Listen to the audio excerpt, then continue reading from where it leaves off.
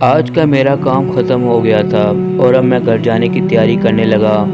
میں نے ہیلمٹ اٹھایا اور تالا وغیرہ پکڑا اور دکان بند کرنے لگا۔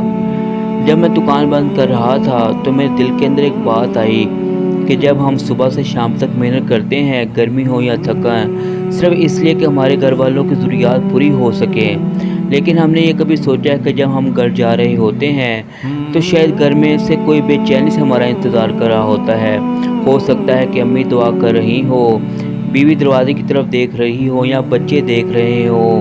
دوستو، دنیا کی ساری کمائی اپنی جگہ، لیکن اپنے گھر والوں کے ساتھ گزرا ہوا وقت بھی بہت قیمتی ہوتا ہے۔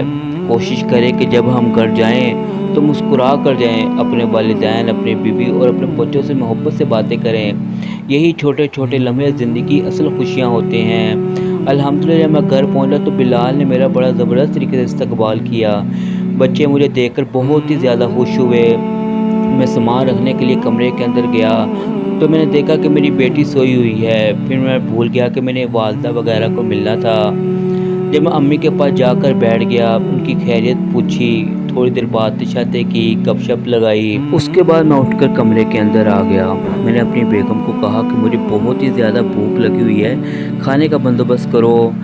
بلال جو تھا وہ دسترخوان بچھانے لگا اور جو میری چھوٹی بیٹی ہے وہ برتن لانے لگی۔ یہ جو چھوٹے چھوٹے لمحے ہوتے ہیں یہ انسان کے لیے یادگار بن جاتے ہیں۔ پھر ہمارا آپس میں ہنسی مذاق شروع ہو گیا اور یہی لمحے زندگی کی اصل دولت ہوتے ہیں۔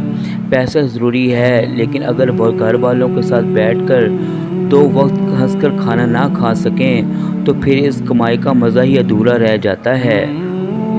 اللہ تعالی ہم سب گھر والوں میں محبت، سکون اور برکت عطا فرمائے، آمین۔ اگر آپ کو میری یہ ویڈیو پسند آئے تو اس کو لازمی لائک بھی کر دیا کریں، شیئر بھی کر دیا کریں اور سبسکرائب بھی کر دیا کریں۔ تب تک کے لیے اللہ حافظ۔